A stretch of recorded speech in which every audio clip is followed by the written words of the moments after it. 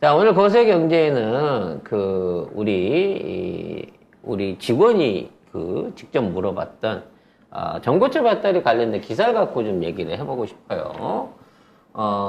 요즘 들어서 이제 갑자기 2차 전지 관련해 갖고 얘기들이 많아지면서, 전고체 배터리 관련된 기사들이 나 깜짝 놀랐어. 모든 신문에, 경제신문에 똑같은 내용이 카피돼서 올라와요. 그래서 도요타가 2027년에 전고체 배터리 차량을 출시한다. 근데 우리나라는 준비가 안 돼 있다. 그러면서 뭔가 일본 차에 대한 뭐 분위기를 띄우는 건지 현대차를 디스하려고 하는 건지. 근데 이 기사가 대한민국 신문인데 포탈을 비롯해 갖고 모든 종류의 신문들에 똑같이 실리고 있다는 거지. 그래서 도대체 이 전고체 배터리가 그럼 진짜 게임 체인저가 될 거냐? 라는 부분부터 왜 지금 전고체 배터리 얘기가 나오느냐? 라는 부분을 갖고 좀 얘기를 해보려고 해요. 일단 전고체 배터리가 좋은 건 사실입니다. 왜냐면, 일단 안전해. 폭발을 안 해요. 그리고, 충전이나 뭐 방전에서도 효율이 뛰어나면서 10분만 충전하면 1200km를 간다는 거야. 사실 이 정도의 물성을 이대로만 발휘만 할 수 있다고 치면 이건 뭐 내연기관차가 필요 없는 정도의 수준인 거죠.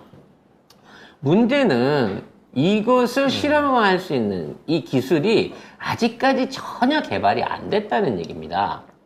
그러니까 여기에 관련된 기술들은 도요타가 제일 많이 갖고 있는 게 사실인데 엄밀히 말하면 도요타와 파나소닉의 합작이 이 기술과 여기에 대한 것들을 다 가지고 있어요. 그러니까 기사를 보면 27년에 이제 초도 물량이 양산될 거고 상당한 시일이 소요될 거다라고 나와 있습니다. 이게 무슨 얘기냐면 도요타는 지금 모델을 빼고 여기 보이는 게 여러분 전기차 같아 보이는데 이게 다 모형이에요. 실제 움직이는 게 아니야. 그냥 껍질만 있는 거예요. 그리고 실제로 그 안에 구동되는 엔진 모터부터 시작해서 나머지 뭐 파워팩이나 조향장치 같은 게 전혀 없는 모형들입니다. 앞으로 저걸 출시를 하겠다는 것 뿐이지. 근데 이걸 출시하는 데 있어서 기존에 있는 배터리 시장으로 가면 이걸 전부 다 중국이나 한국산을 써야 된단 말이야. 그래서 이거를 리튬이온 전지는 일본 최고로 먼저 개발을 했고 파나소닉이 가장 많은 기술을 갖고 있으니까 그걸 갖다가 이제 전고체로 전환해가지고 도요타가 전고체 배터리 전 세계를 다 먹어버리겠다는 거거든. 문제는 기술은 있으나 만드는데 돈이 너무 많이 든다는 거예요. 너무 많이 든다는 거지. 쉽게 말하면 이런 거예요. 전고체 배터리는 그냥 고체 배터리야. 근데 지금 우리가 쓰는 배터리는 고체와 액체가 섞여 있는 배터리입니다. 즉 고체라고 하는 거는 뭐야? 결정 아니면 분말이잖아. 그렇죠. 그래서 이 안에 이제 공간이 비어 있기 때문에 전기를 흐르라고 하면 안 흘러요. 이게 떨어져 있는 거냐, 안 붙어 있는 거냐. 그래서 전해액이라고 하는 액체를 집어넣는단 말이야. 그러면 이제 이게 전도 상태가 좋아지면서 이리로 전기가 흐르는데 문제는 이 전기가 충전과 방전을 왔다 갔다 하는 사이에 안에서 전기적 화학적 변화가 일어나고 그걸로 인해서 폭발을 하거나 화재가 일어나거나 아니면 배터리 자체가 부푸는 이런 오류들이 생긴단 말이야. 그리고 계속해서 충방전을 하는 과정 중에 이런 오류가 쌓이게 되면 배터리의 수명이 짧아져요. 확실히 배터리는 자주 충방전을 하다 보면 이게 부푸는 게 좀 문제가 큰 것 같아요. 그래서 이것의 문제는 이제 현재 이건 전체 고체는 아니니까 반고체지. 현재 반고체 배터리가 해결할 수 없는 일종의 숙명인 거야. 그러니까 뭐 3원계를 쓰든 LF를 쓰든 요런 게 고체와 액체가 전해질과 섞여져 있는 배터리를 쓰게 되다 보면 어떤 형태로 이런 문제가 생긴다는 거야. 그래서 이거를 완전히 고체 상태로 만들자라는 게 전고체 배터리인 거거든. 그럼 액체 없이 고체 분말들만 가지고 뭉쳐가지고 이게 배터리 기능을 할 수 있게 만들자는 거야. 문제는 이게 기술적으로나 비용적으로나 엄청나게 비싸다는 거지. 즉 액체를 빼고 이걸 하기 위해서는 분말들 자체가 밀입자가 매우 가늘면서 사이즈가 비슷해야 돼.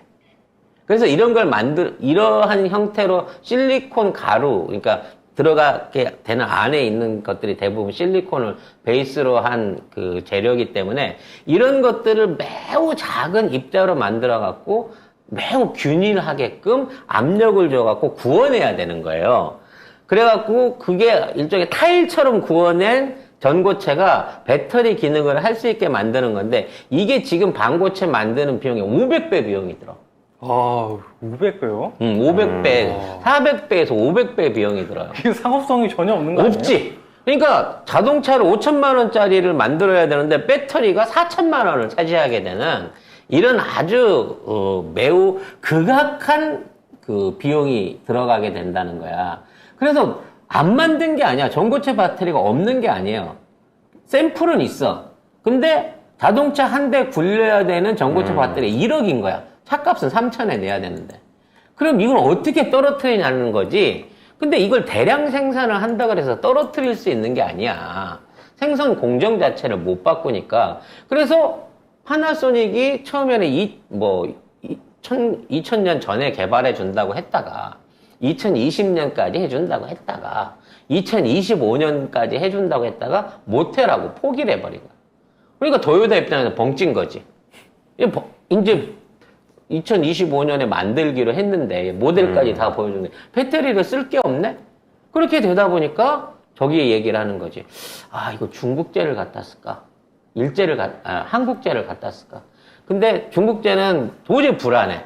품질이 안정이 안 돼가지고 사실 중국 말고 다른 나라에서는 중국제 배터리 안 쓰려고 하는 거고 한국제를 갖다 쓰니 자존심이 너무 상하는 거야.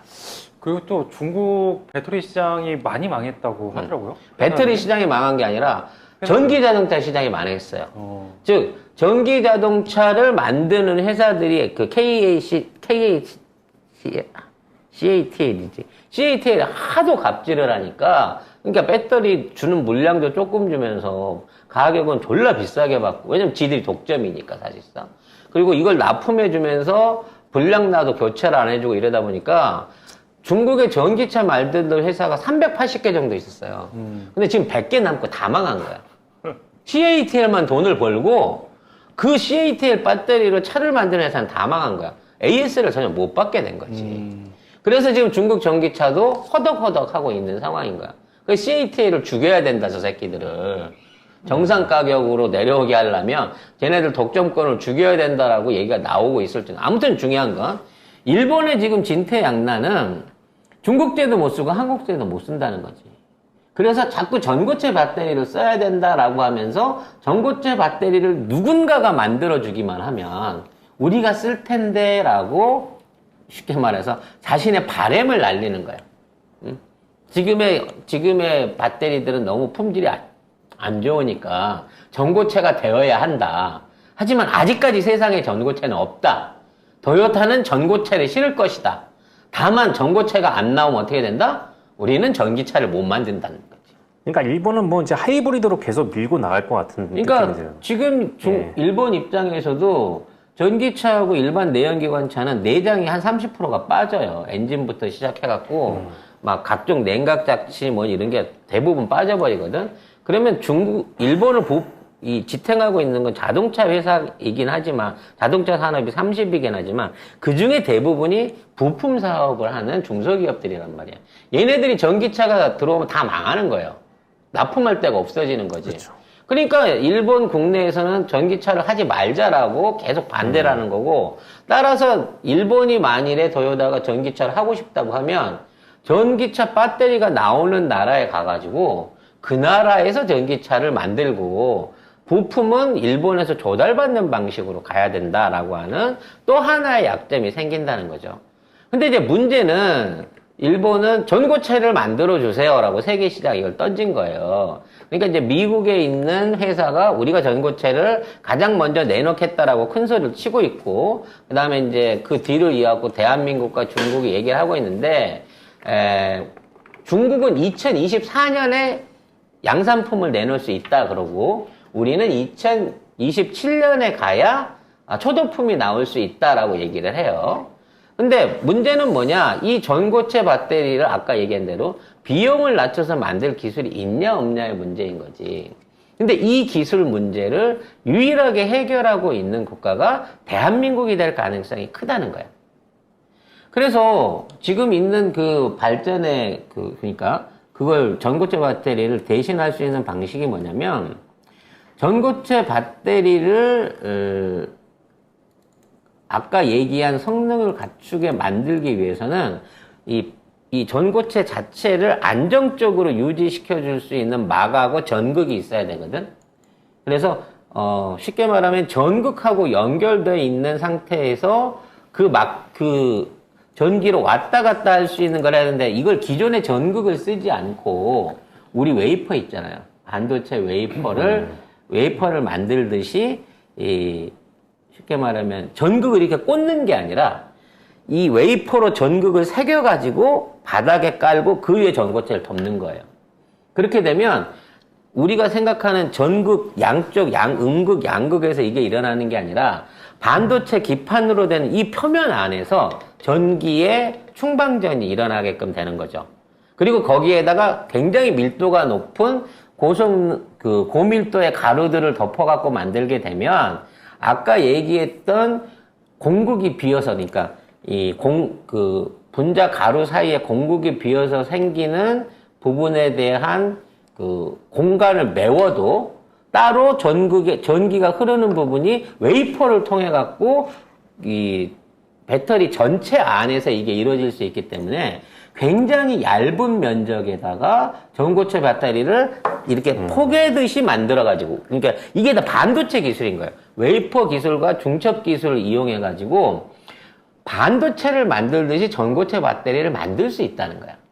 그래서 이게 비용 수준으로 이제 기존에 있는 배터리, 리튬이온 배터리하고 얼마나 차이가 날 것이냐의 문제인 거거든.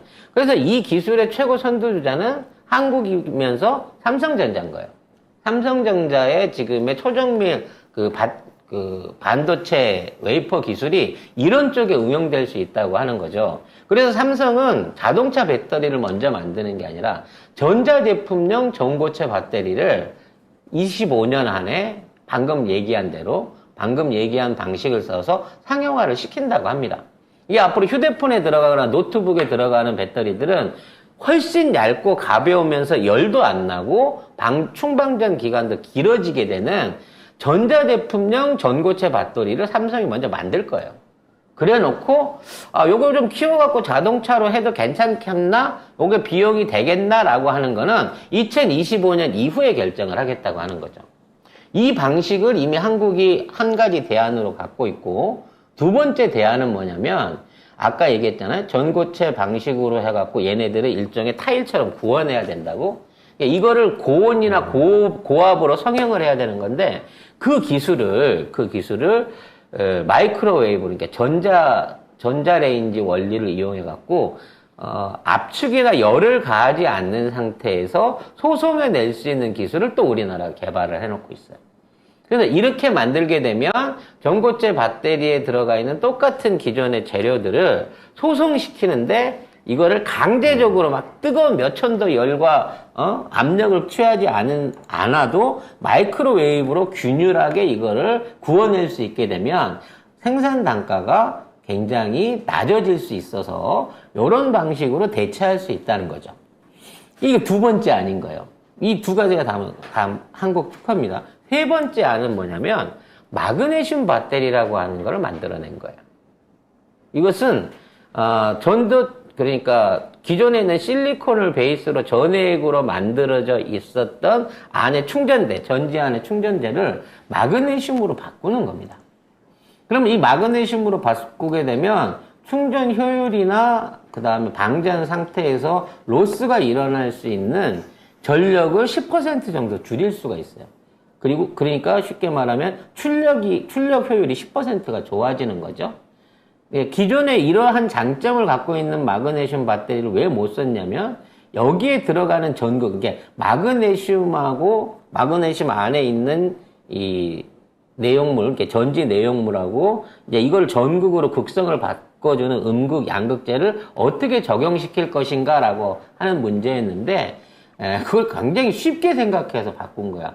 그냥 전극도 마그네슘으로 만들면 되는 거예요.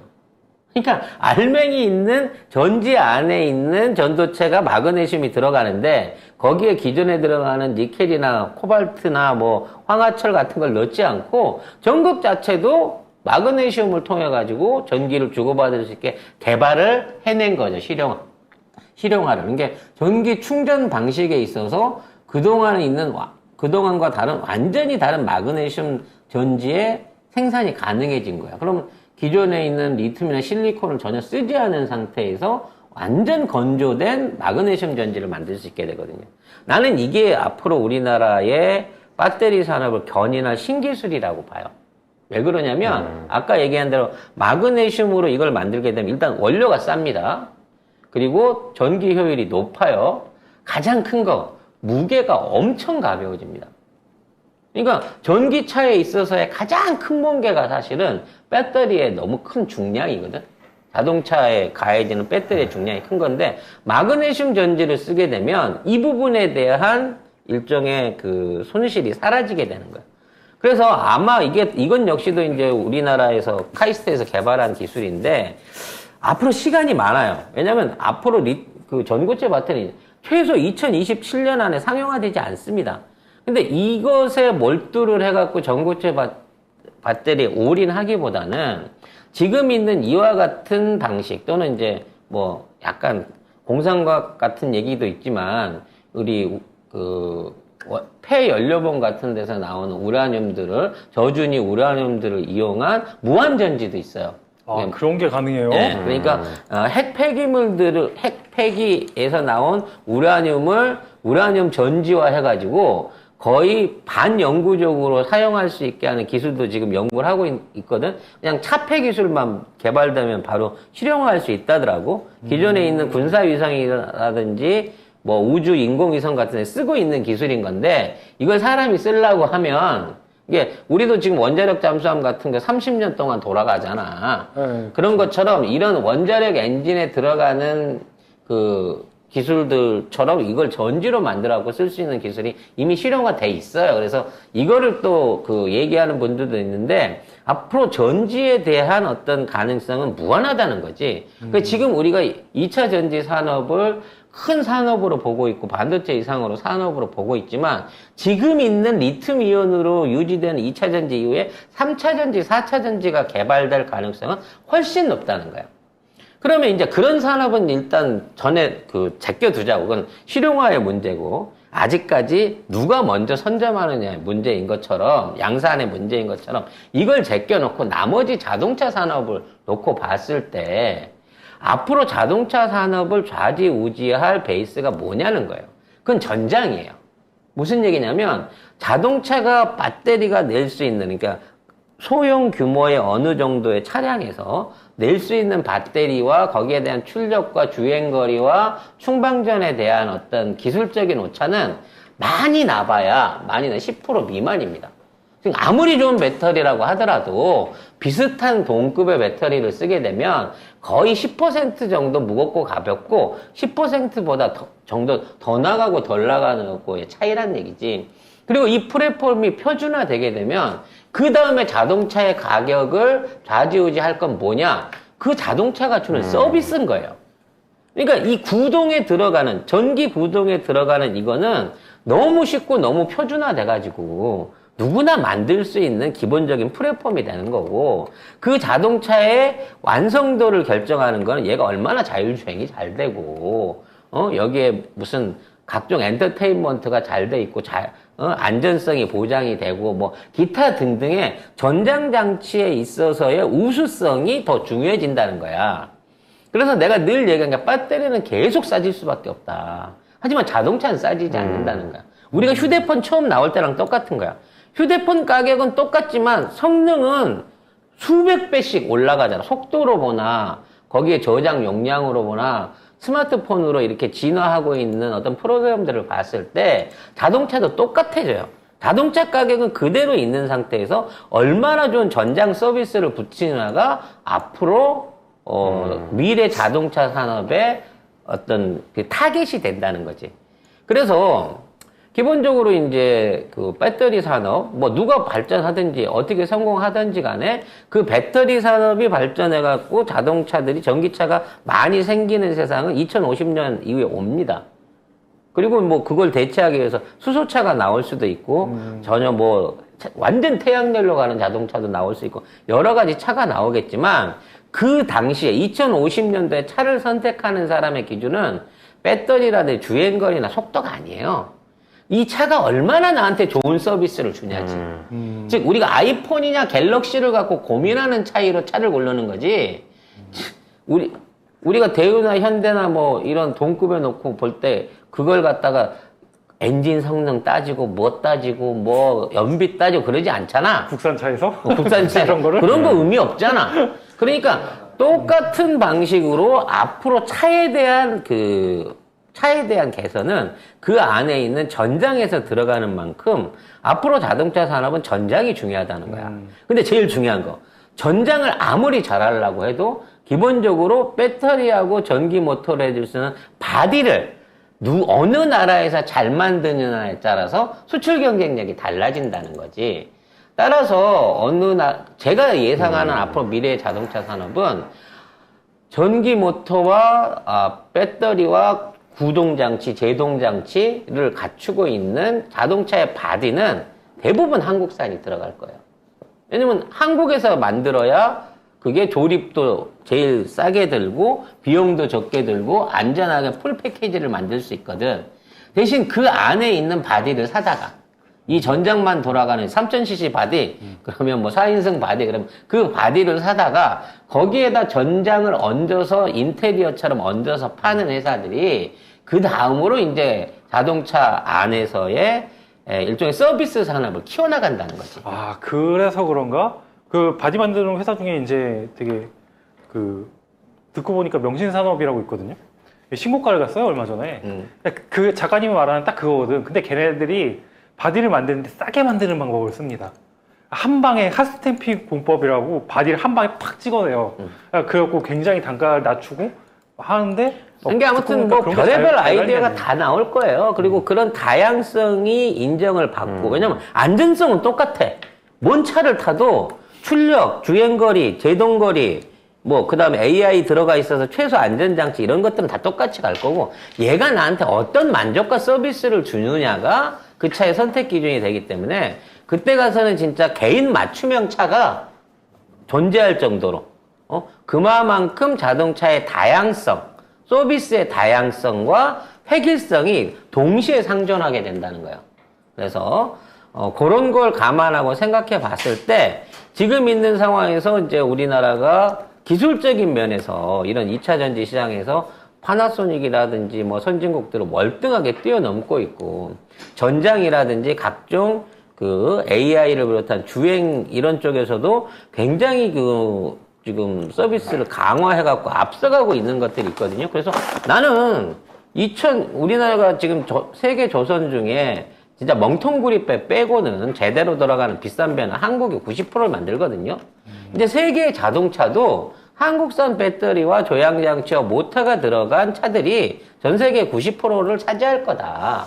그런 시대가 온다라고 저는 예상을 하고 있습니다만, 그걸 가능하게끔 하기 위해서는 빨리 경정부를 타도해야 된다라는 결론은 마무리가 또 글로 가시네요. 마지막으로 정리를 할 수 있을 것 같습니다. 일론 머스크가 이번에 완전 자율주행을 이제 곧 있으면 다 완성이 된다고. 근데 일론 머스크가 매번 10년 전부터 계속 같은 얘기를 해왔기 때문에 이번에도 믿을 수가 없더라고요. 일론 머스크는 늘 혁신을 얘기하지만 지가 알고 지 돈으로 개발하거나 지가 실질적으로 세계 유일의 특허를 갖고 있는 기술은 없습니다. 그거야. 어차피 이제 CEO니까 자기는 그렇죠. 이제 남의 말로 하는 그냥 사기꾼인 거죠. 방향을 그냥 제시할 뿐인 거고. 네. 잡스가 자기가 직접 아이폰을 만든 게 아니잖아요. 자기가 이제 방향성을 제시를 해서 만들어낸 거지.